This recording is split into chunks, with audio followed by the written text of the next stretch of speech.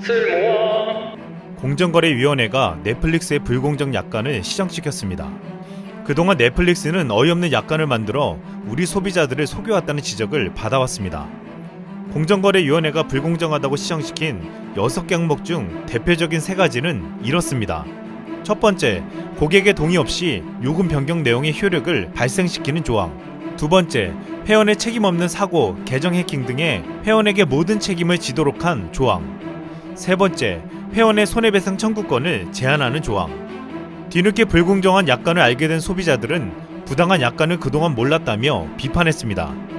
공정위는 15일 넷플릭스 이용 약관 중 부당한 6개 유형의 불공정 약관을 시정시켰고 이는 20일부터 적용될 예정입니다. 소비자들은 공정거래위원회의 시정 조치가 시원하게 제 역할을 해냈다며 환영했습니다. 무엇보다 중요한 것은 한국의 넷플릭스가 서비스되는 전 세계 190여 개 국가 중에서 최초로 넷플릭스의 약관을 고쳤다는 것이었습니다. 그동안 공정거래위원회는 수많은 불공정을 바로잡으며 세계적으로도 인정받아왔습니다. 한국의 공정거래위원회는 지난 2017년 글로벌 경쟁당국 평가에서 2년 연속으로 최우수 등급을 받은 바 있습니다. 글로벌 경쟁법 전문 잡지인 글로벌 컴피티션 리뷰의 2017년 경쟁당국 평가에서 공정위는 미국, 독일, 프랑스와 함께 최우수 엘리트 등급을 받았습니다. 38개 경쟁당국의 지난해 실적과 성과 등을 대상으로 실시한 평가에서 공정위는 작년에 이어 최고 등급인 엘리트 별 5개를 받은 것입니다.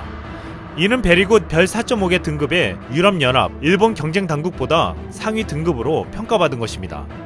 GCR은 한국의 공정거래위원회를 아시아 지역 1위의 최우수 경쟁당국이자 글로벌 최고 경쟁당국 중 하나라고 칭찬했습니다.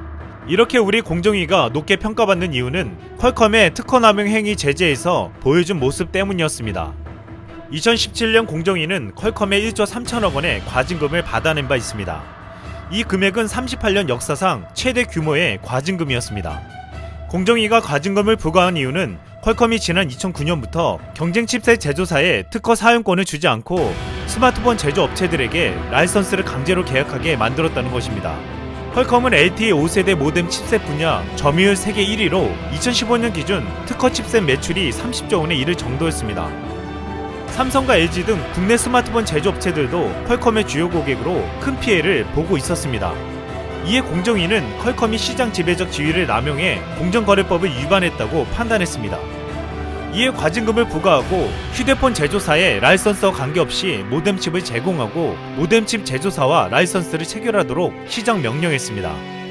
퀄컴은 이에 반발하고 국내 굴지의 대형 로펌을 통해서 법원에 제소하며 법정 공방을 벌여왔습니다.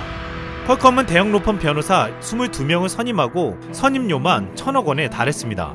그리고 3년여에 걸친 법정 공방 끝에 지난해 말 법원은 공정위 과징금이 적법하다고 판단하며 1조 원이 넘는 과징금을 돌려주지 않아도 된다고 판결하였습니다. 특허 공룡이라 불리는 퀄컴에게 한국의 공정위가 승리했다는 것은 진정 놀라운 성과였습니다. 퀄컴과 1조 원대 소송에서 승소 판결을 이끌어낸 공정거래위원회 소송 수행팀 3명은 2019년도 올해의 공정인에 선정되기도 했습니다. 언론에서는 공정위의 의미 있는 승리라고 평가했고 외국에서도 한국의 공정위가 완승했다고 평가했습니다. 그동안 공정위는 외국 기업들의 부당함을 적발하고 잘못을 시정시켜왔습니다. 2009년 애플은 한국 시장에 들어오면서 국내 이통사의 갑질을 일삼아왔습니다. 애플은 TV 광고비를 떠넘기고 무상 수리비 일부를 이통사에 넘기는 등 불합리한 행동을 해왔습니다. 이에 공정위는 애플이 거래상 지위 남용을 했다며 애플코리아 사무실을 급습해 조사하기도 했습니다. 공정위가 애플의 광고비 갑질에 대한 전방위적 조사에 나서자 애플은 심의 절차를 중단해달라며 백기를 들었습니다. 애플은 스스로 부당한 지위 남용에 대한 시정 방안을 제시했고 공정위는 이 방안이 미흡하다며 다시 제출하라고 했습니다. 애플은 그동안 국내에서 부당한 갑질을 해왔지만 이젠 공정위에 의해 제동이 걸렸습니다. 또한 공정거래위원회는 전세계 경쟁당국 가운데 처음으로 구글의 회원 콘텐츠 저작권 침해 약관에 칼날을 들이댔습니다. 유튜브 이용자에게 미리 알리지 않고 일방적으로 계정을 종료하거나 콘텐츠를 삭제할 수 있도록 했던 구글 이용 약관이 시정되고 이용자가 사진이나 영상을 삭제하더라도 구글 서버에 4번을 따로 보관할 수 있었던 약관도 더 이상 할 수 없게 되었습니다.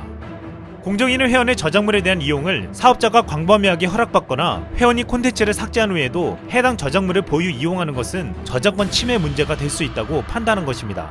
또한 온라인 사업자 측의 콘텐츠 삭제나 계정 종료는 사유가 구체적 합리적이어야 하며 이용자에게 알린 후 시정 기회를 부여해야 한다고 봤습니다. 공정위는 전 세계적으로도 경쟁 당국이 구글 콘텐츠 제작 침해 관련 조항을 시정하거나 권고한 것은 처음으로 안다며 앞으로 부당한 조항들이 보이면 바로 시정시켜 나가겠다고 밝혔습니다. 또한 페이스북과 카카오, 네이버도 공정거래위원회의 지적을 받고 잦은 시정하고 약관을 변경했습니다. 공정거래위원회는 거대 기업들의 부당한 갑질을 지적하고 시정시켜 왔습니다. 지금 이 기업들은 한국의 공정거래위원회를 의식할 수밖에 없습니다. 공정거래위원회는 과거 거대 기업 퀄컴에게 1조 원이 넘는 과징금을 받아내는 등 정의를 실현하고 있기 때문입니다. 오늘도 공정거래위원회는 거대해진 국내의 기업들에게 두려움의 대상이 되고 있습니다. 이상 쓸먹이었습니다.